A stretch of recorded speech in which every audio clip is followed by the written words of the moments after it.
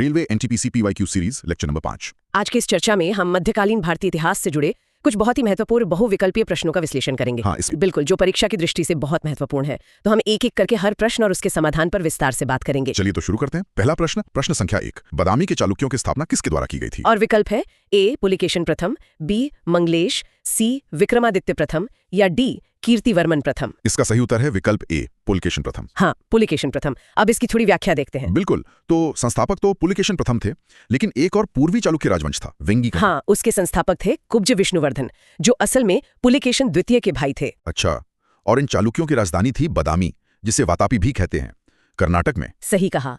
और इस वंश के जो सबसे महान शासक हुए वो थे पुलकेशन द्वितीय, जिनका नाम हम हर्षवर्धन के साथ हुए युद्ध के लिए जानते हैं। बिल्कुल, पुलकेशन द्वितीय ने नर्मदा के युद्ध में हर्षवर्धन को हराया था। और इस बड़ी जीत के बाद उन्होंने एक उपाधि भी धारण की थी, दक्षिणापथीश्वर। हाँ, मतलब दक्षिण के पथ का स्वामी।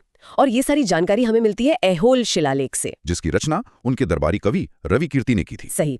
जहां तक वास्तुकला की बात है, उन्होंने वेसर शैली विकसित की, जो एक तरह का मिश्रण थी नागर और द्रविड़ शैलियों का। हाँ, उत्तर भारतीय नागर और दक्षिण भारतीय द्रविड़ शैलियों का। लेकिन कहानी का अंत थोड़ा अलग है।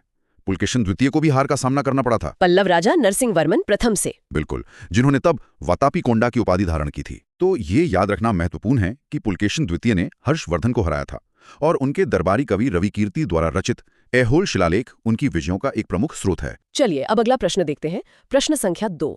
पल्लवों के किस शक्तिशाली शासक ने महाबलीपुरम में शोर मंदिर का निर्माण कराया था? विकल्प हैं ए महेंद्रवर्मन प्रथम, बी नंदीवर्मन, सी नरसिंहवर्मन द्वितीय और डी सिंह विष्णु। और सही जवाब है विकल्प सी, नरसिंहवर्मन द्वितीय। नरसिंहवर्मन द्वितीय, जिन्हें राज सिंह के नाम से भी जाना जाता है। हाँ, ये मंदिर महाबलीपुरम तमिलनाडु में बंगाल की खाड़ी के तट पर स्थित है। और इसकी वास्तुकला शैली है द्रविड़ शैली। इसकी सबसे खास बात यह है कि ये पल्लव काल की दूसरी रचनाओं की तरह चट्टान को काटकर नहीं बना है। अच्छा, तो फिर कैसे बनाए? यह ग्रेनाइट के बड़े बड़े ब्लॉकों से बना एक संरचनात्मक मंदिर है। ये तो बहुत बड़ा अंतर है। वैसे महाबलीपुरम के पंचरथ का श्रेय किसे दिया जाता है? वो श्रेय नरसिंहवर्मन प्रथम को जाता है, जिन्हें मामल्ल भी कहते हैं। ओके, और कांचीपुरम का जो कैलाशनाथन मंदिर है वो भी नरसिंहवर्मन द्वितीय ने ही बनवाया था। ये एक महत्वपूर्ण अंतर है कि शोर मंदिर एक संरचनात्मक मंदिर है, जबकि पंचरथ चट्टानों को काट कर बनाए गए थे। अगला प्रश्न, प्रश्न संख्या 3। दिल्ली सल्तनत के दौरान भारत आए मोरक्को के यात्री इब्न बतूता के अनुसार वो डाक प्रणाली जिसमें शाही घोड़ों का उपयोग पार्सल भेजने के लिए किया जाता था, क्या कहलाती थी? विकल्प है ए दावा, बी उलुक, सी मनसबदारी या डी इख्ता। सही उत्तर है विकल्प बी, उलुक। हाँ, उलुक। इसकी जानकारी इब्न बतूता की किताब रिहला से मिलती है। वो मोहम्मद बिन तुगलक के शासनकाल के दौरान भारत आया था। बिल्कुल, और उसने 2 तरह की डाक प्रणालियों का जिक्र किया है। एक थी उलुक यानी हॉर्स पोस्ट, जिसमें हर 4 मील पर शाही घोड़े तैनात रहते थे। और दूसरी थी दावा यानी फुट पोस्ट। इसमें हर 1 तिहाई मील पर धावक तैनात होते थे। और मजे की बात यह है कि दावा घोड़े वाली डाक से भी ज्यादा तेज थी। ये तो काफी दिलचस्प है। हाँ, इब्न बतूता के बारे में एक और बात यह है कि चीन में दूत बनाकर भेजे जाने से पहले वो 8 साल तक दिल्ली में काजी मतलब न्यायाधीश के पद पर थे। ये ध्यान देने योग्य है कि पैडल डाक प्रणाली यानी दावा घोड़ों वाली डाक प्रणाली उलुक से भी तेज थी। अब आते हैं प्रश्न संख्या 4 पर। गुप्तोत्तर राजनीति में भुक्ति शब्द का तात्पर्य किससे था? ए प्रांत, बी राजा, सी कर या डी अधिकारी। सही जवाब है ए प्रांत। तो भुक्ति एक प्रशासनिक इकाई थी, एक प्रांत की तरह। हाँ, और भुक्ति के प्रमुख को उपरिक कहा जाता था। और इस पदानुक्रम में भुक्ति के नीचे क्या आता था? भुक्ति के नीचे होता था विषय यानी जिला, जिसका प्रमुख विषयपति कहलाता था। और उसके नीचे प्रकार था भुक्ति, उसके नीचे विषय और फिर ग्राम। ठीक है। प्रश्न संख्या 5। गुप्तोत्तर काल के दौरान अग्रहार भूमि का प्रशासन कौन करता था? विकल्प है ए ग्राम सभाएं, बी ब्राह्मण, सी भिक्षु या डी सामंत। सही उत्तर है विकल्प बी ब्राह्मण। हाँ, अग्रहार का मतलब ही था भूमि का वो हिस्सा या पूरा गांव जो ब्राह्मणों को दान में दिया जाता था। उस समय और भी तरह की जमीनें थीं। बिल्कुल, जैसे अपरहत जो जंगली भूमि होती थी, क्षेत्र यानी खेती के लायक भूमि, और खिल जो बंजर भूमि होती थी। और अग्रहार भूमि आमतौर पर करमुक्त होती थी। सही। दक्षिण भारत में इसका प्रबंधन सभा नाम की एक सभा करती थी, जिसमें विद्वान ब्राह्मण होते थे। इसके लिए एक और शब्द का इस्तेमाल होता था, शायद ब्रह्मदेश। अग्रहार और ब्रह्मदेय दोनों ही ब्राह्मणों को दिए गए करमुक्त भूमि अनुदान थे। अब है प्रश्न संख्या 6। प्रतिहारों के एक प्रसिद्ध शासक मिहिर भोज ने कौन सी उपाधि धारण की थी? ए परमेश्वर, बी आदित्यवर्धन, सी आदिवराह या डी विक्रमादित्य। और सही जवाब है विकल्प सी आदिवराह। मिहिर भोज, जो गुर्जर प्रतिहार राजवंश के सबसे शक्तिशाली शासकों में से एक थे। हाँ, और उन्होंने आदिवरहा की उपाधि इसलिए धारण की क्योंकि वे भगवान विष्णु के भक्त थे। उन्होंने अपने साम्राज्य को अरब आक्रमणों से भी बचाया था। बिल्कुल, और लगभग 50 वर्षों तक शासन किया। इस राजवंश की स्थापना नागभट्ट प्रथम ने की थी। और ये कन्नौज पर नियंत्रण के लिए पालों और राष्ट्रकूटों के साथ त्रिपक्षीय संघर्ष के लिए बहुत प्रसिद्ध हैं। आदिवरहा की उपाधि उनके भगवान विष्णु का भक्त होने का प्रतीक है। चलिए अब मुगलों की बात करते हैं। प्रश्न संख्या 7। मुगलों द्वारा निर्मित निम्नलिखित में से किस इमारत या शहर में सलीम चिश्ती का मकबरा स्थित है? विकल्प है ए ताजमहल, बी लाल किला, सी आगरा का किला या डी फतेहपुर सीकरी। सही उत्तर है विकल्प डी, फतेहपुर सीकरी। हाँ, ये फतेहपुर सीकरी शहर के अंदर ही स्थित है। और इसका निर्माण सम्राट अकबर ने करवाया था। सूफी संत शेख सलीम चिश्ती के सम्मान में, जिन्होंने अकबर को पुत्र यानी जहांगीर का आशीर्वाद दिया था। ये मकबरा अपने सुंदर सफेद संगमरमर और जाली के काम के लिए प्रसिद्ध है। हाँ, और अकबर ने अपनी गुजरात विजय के उपलक्ष्य में फतेहपुर सीकरी में एक और बहुत मशहूर चीज बनवाई थी, बुलंद दरवाजा। बिल्कुल। तो फतेहपुर सीकरी में सलीम चिश्ती का मकबरा और बुलंद दरवाजा दोनों अकबर द्वारा बनवाए गए थे। अगला प्रश्न, प्रश्न संख्या 8। प्रसिद्ध इमारत कुतुब मीनार किस वास्तुकला शैली के तहत बनाई गई है? ए शर्की शैली, बी सल्जूक शैली, सी मुगल शैली या डी ममलूक शैली। सही उत्तर है डी ममलूक शैली। ममलूक शैली, जिसे गुलाम वंश शैली भी कहा जाता है। हाँ, इसका निर्माण कुतुबुद्दीन ऐबक ने शुरू किया था और इल्तुतमिश ने से पूरा किया। और बाद में इसकी मरम्मत भी हुई थी, है ना? बिल्कुल, जब बिजली गिरने से ये क्षतिग्रस्त हो गई तो फिरोज शाह तुगलक ने इसकी मरम्मत करवाई। इसमें कुल 5 मंजिलें हैं और ऊंचाई 72.5 मीटर है। और इसके आधार पर कुव्वतुल इस्लाम मस्जिद स्थित है। कुतुब मीनार का निर्माण 3 अलग-अलग शासकों से जुड़ा है, ऐबक, इल्तुतमिश और फिरोज शाह तुगलक। प्रश्न संख्या 9।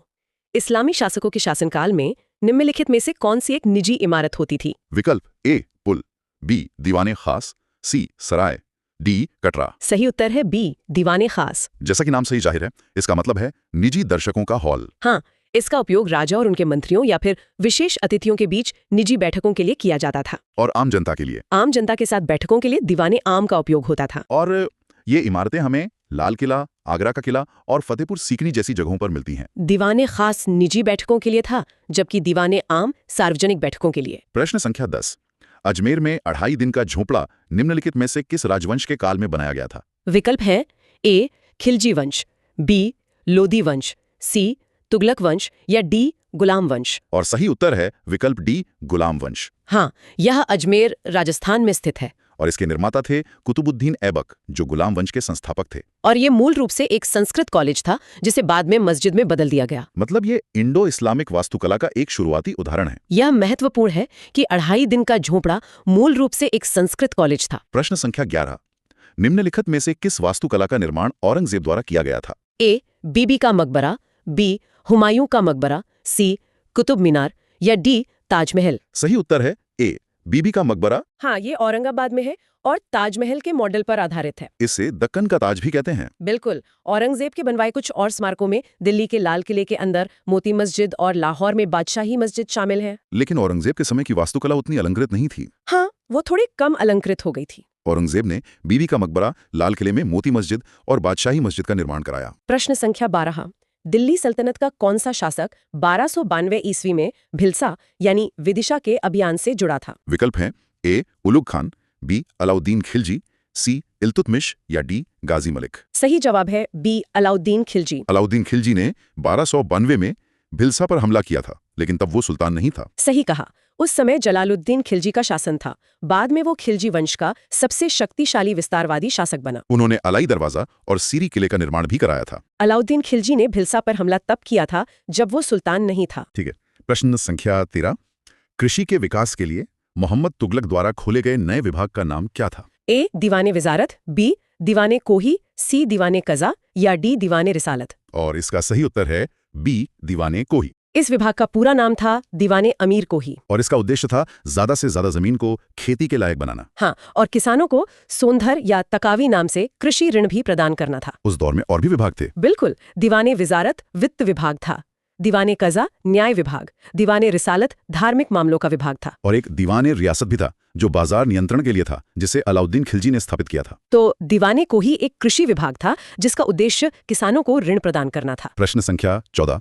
दीवाने अर्ज का प्रमुख कौन था, जो सैनिकों के प्रबंधन, घोड़ों को दागने और युद्ध के प्रावधानों के प्रशासन के लिए जिम्मेदार था? विकल्प है ए आरिज़ ममालिक, बी दबीर खास, सी नायब या डी अमीर-ए-दाद? सही उत्तर है ए आरिज़ ममालिक, दीवाने अर्ज मतलब सैन्य विभाग? और इसे बलबन द्वारा स्थापित किया गया था। सही कहा।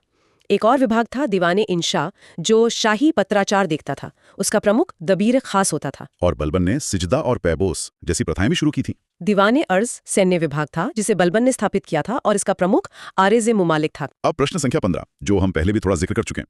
किस मुगल सम्राट को गुजरात पर अपनी विजय की स्मृति में फतेहपुर सीकरी में बुलंद दरवाजा के निर्माण का श्रेय दिया जाता है? विकल्प है ए शाहजहां, बी अकबर, सी हुमायूं या डी बाबर। और जैसा हमने बात की, सही उत्तर है बी अकबर। हाँ, इसका निर्माण 1573 में गुजरात विजय का जश्न मनाने के लिए किया गया था। और ये फतेहपुर सीकरी में स्थित है। अकबर ने आगरा का किला और इलाहाबाद का किला भी बनवाया था। बुलंद दरवाजे का निर्माण गुजरात विजय के उपलक्ष्य में हुआ था। प्रश्न संख्या 16, एलोरा में कैलाश मंदिर का निर्माण निम्नलिखित में से किस राजवंश के दौरान किया गया था? ए चोल, बी चालुक्य, सी राष्ट्रकूट या डी पल्लव। सही उत्तर है सी राष्ट्रकूट। इसके निर्माता थे कृष्ण प्रथम, जो राष्ट्रकूट राजवंश के थे। और ये एलोरा गुफाओं की गुफा संख्या 16 में स्थित है। बिल्कुल। और ये दुनिया का सबसे बड़ा एकाश्मक मतलब मोनोलिथिक मंदिर है। इसका मतलब है कि इसे एक ही चट्टान को काटकर बनाया गया है। सही। और ये जानना भी जरूरी है कि एलोरा में कुल 34 गुफाएं हैं, हिंदू, जैन और बौद्ध, जबकि अजंता में 30 गुफाएं हैं जो सिर्फ बौद्ध धर्म से संबंधित है। कैलाश मंदिर की सबसे बड़ी विशेषता इसका एकाश्म होना है, यानी एक ही चट्टान से निर्मित होना। चलिए अब प्रश्न संख्या 17 पर आते हैं। काकतीय साम्राज्य के पतन के बाद किस दिल्ली सुल्तान ने बुक्का और हरिहर को बंदी बना लिया था? ए मोहम्मद बिन तुगलक, बी अलाउद्दीन खिलजी, सी बलबन या डी फिरोज शाह तुगलक। सही उत्तर है ए मोहम्मद बिन तुगलक। हरिहर और बुक्का जिन्होंने 1336 ईस्वी में विजयनगर साम्राज्य की स्थापना की। हाँ, काकतीय साम्राज्य के पतन के बाद ही मोहम्मद बिन तुगलक ने उन्हें पकड़ लिया था। विजयनगर की राजधानी हम्पी थी, जो तुंगभद्रा नदी के तट पर स्थित है, और हम्पी के खंडहरों को सबसे पहले कोलिन मैकेंजी ने खोजा था।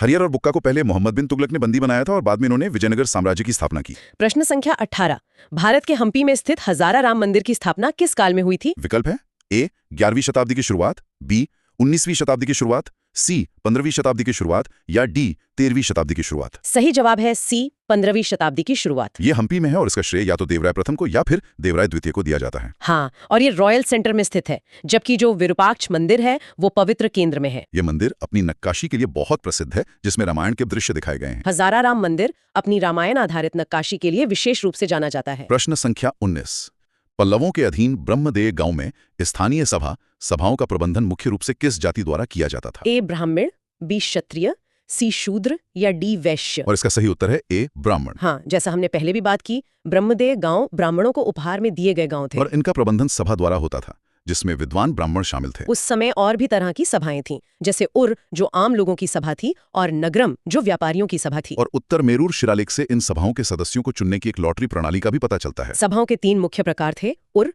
सभा और नगरम, जो विभिन्न सामाजिक समूहों का प्रतिनिधित्व करते थे। और अब आज का आखिरी प्रश्न, प्रश्न संख्या 20, पट्टदकल का प्रसिद्ध विरूपाक्ष मंदिर 8वीं शताब्दी में किसके द्वारा बनाया गया था? विकल्प है ए पल्लव, बी वर्धन, सी चालुक्य या डी वाकाटक। सही उत्तर है विकल्प सी चालुक्य। यह पट्टादकल कर्नाटक में स्थित है और इसका निर्माण रानी लोक महादेवी ने करवाया था। हाँ, जो चालुक्य राजा विक्रमादित्य द्वितीय की पत्नी थी। ये द्रविड़ शैली में बना है। बिल्कुल, इसका निर्माण पल्लवों पर राजा की जीत की स्मृति में किया गया था। और पट्टादकल एक यूनेस्को स्थल भी है, जहां नागर और द्रविड़ दोनों शैलियों के मंदिर मिलते हैं। विरूपाक्ष मंदिर का निर्माण एक रानी लोकमहादेवी ने अपने पति की सैन्य विजय के उपलक्ष्य में करवाया था। तो आज हमने मध्यकालीन भारत के विभिन्न राजवंशों, उनकी महत्वपूर्ण वास्तुकला, प्रशासनिक विभागों और उनसे जुड़े शासकों से संबंधित 20 महत्वपूर्ण प्रश्नों पर विस्तार से चर्चा की। हाँ, और ये सभी तथ्य परीक्षा की तैयारी के लिए बहुत ही आवश्यक है। अगर आपको हमारी ये चर्चा पसंद आई तो कृपया इसे लाइक करें,